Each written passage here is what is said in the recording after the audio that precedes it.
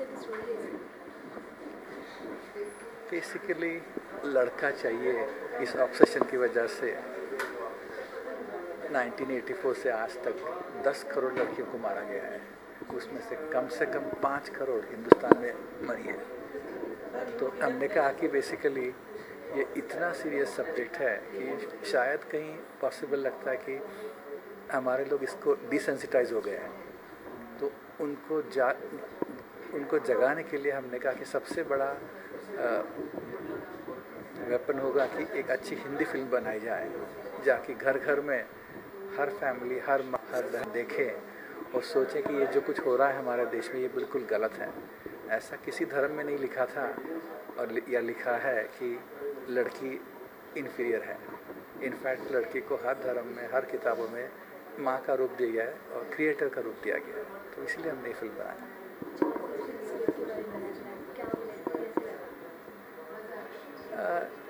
Story और screen play तो मैंने लिखी अपने भाई साहब के साथ। वो लिखने में तो ज़्यादा मुश्किल नहीं हुई, क्योंकि हमारा एम काफ़ी क्लियर था कि हमने फीटिसाइड और इन्फेंटिसाइड दोनों चीज़ें दिखानी है। गांव में जो होता है वो भी दिखाना है, शहर में जो होता है वो भी दिखाना है।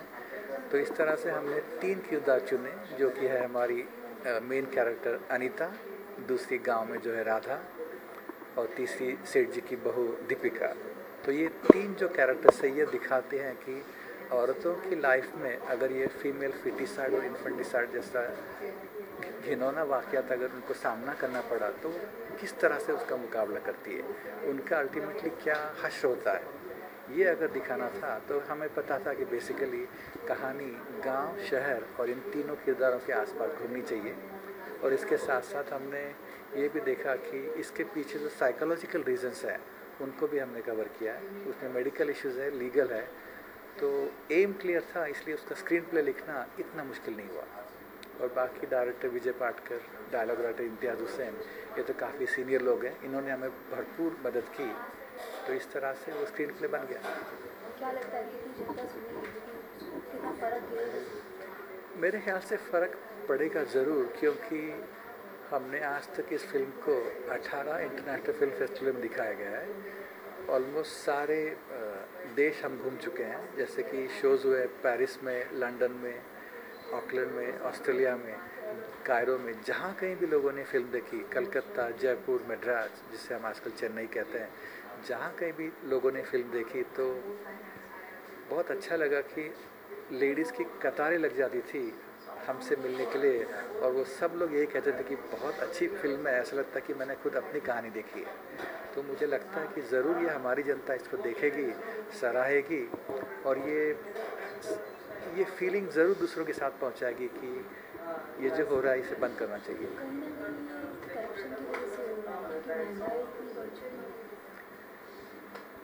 एक तरह से जो आप कह रही है वो बिल्कुल सही भी है, क्योंकि डॉक्टरों का तो बेसिक धर्म ही है कि जान बचाएं।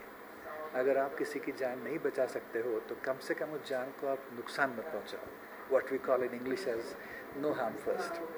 तो अगर डॉक्टर ये कर रहे हैं, जाहिर है कि डॉक्टर तो हर घर में जाके ये नहीं कहते हैं कि लड़की हो तो मार दो, हम आपकी मदद करेंगे। कोई ना कोई उनके पास आता है, तो डॉक्टर अगर करते तो मुझे लगता है कि yes, at the bottom of this is corruption, पैसे की हो या मॉरल हो, दोनों मेरे ख्याल से।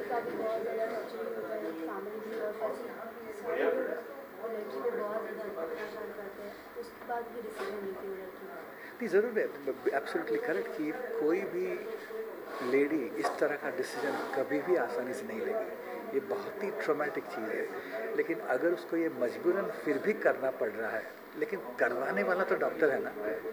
अगर बिल्कुल बिल्कुल जिम्मेदार तो सब हैं, जिम्मेदार तो सारा समाज है जिसने ये इमेज बना के रखा है कि लड़का ना हो तो उस ज़िंदगी का कुछ फ़ायदा ही नहीं है, लड़का ही होना चाहिए। तो उसके लिए तो हम बिल्कुल जिम्मेदार हैं।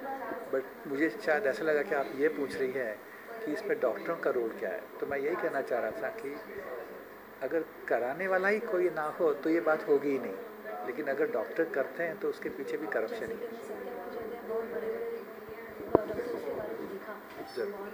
जी हाँ, मैं खुद ही एक डॉक्टर हूँ। बेसिकली मेरा प्रोफेशन ये है कि मैं छोटे बच्चों का डॉक्टर हूँ।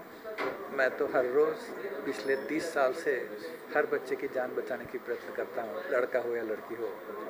तो मैं तो यही कहूँगा कि 5 करोड़ लड़कियों को अगर मारा गया है, भले ही आप उसे अबॉर्शन कह दो या बच्चा गिरा रही है कह दो, लेकिन अल्टीमेटली तो कर रहे हैं डॉक्टर ही कर रहे हैं ना।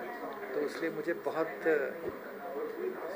दुख होता है, गुस्सा भी आता है और फ्रस्ट्रेशन भी होती है कि डॉक्टरों ने ऐसा नहीं करना चाहिए, भले ही रीज़न कुछ भी हो।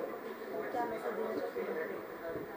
मैं तो उनको यही कहूँगा कि बस अपने अंदर जो इंसान छुपा हुआ है उसको आप दोबारा बाहर लाइए। याद करो कि जब आपने अपनी ट्रेनिंग की थी तब आपने कहीं ना कहीं एट सबकॉन्शियस लेवल ही सही कसम खाई थी कि हम जान बचाएंगे, जान लेंगे नहीं। तो ये काम गलत है, इससे बंद कर दो। जनता को क्या मैसेज देना चाहते हैं? जनता को मैं यही कहूँगा कि हमने बड़े ही तकलीफ़ से इस फिल्म को बनाया है।